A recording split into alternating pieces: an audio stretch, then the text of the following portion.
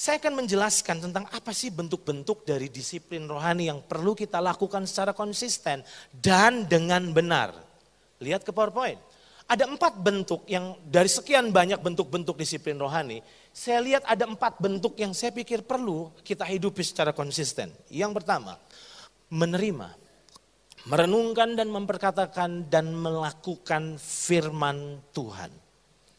Itu disiplin rohani yang pertama.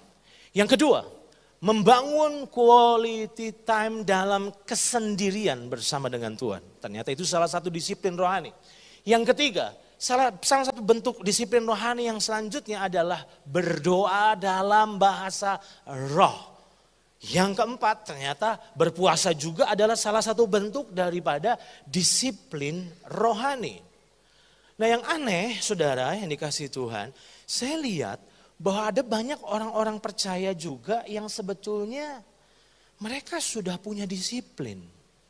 Tiap hari baca Alkitab, tiap hari berdoa, tidak pernah absen, tidak pernah bolong kalau orang bilang.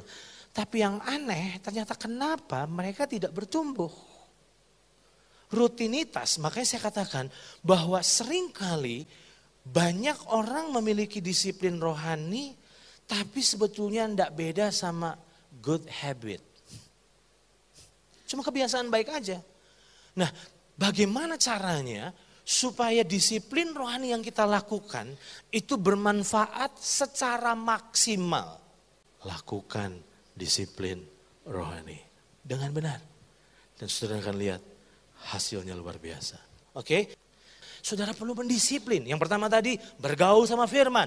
Bergaul sama firman yang dimaksud bukan cuma hanya menerima, bukan cuma hanya mendengar, tapi segera disiplin dirimu untuk merenungkannya. Supaya engkau bisa memperkatakannya, supaya engkau bisa melakukannya. Yang kedua, disiplin rohani yang kedua adalah meluangkan waktu dalam kesendirian bersama dengan Tuhan. Ada yang bilang gini, kalau Tuhan gak ngomong bagaimana? It's okay. Karena yang kau butuhkan bukan cuma dia ngomong atau tidak. Yang kau butuhkan adalah kau beristirahat menikmati hadiratnya. Ada waktunya waktu saya berdoa 1 jam. Tuhan gak ngomong apa-apa toh. Tapi saya rasa damai sejahtera sekali.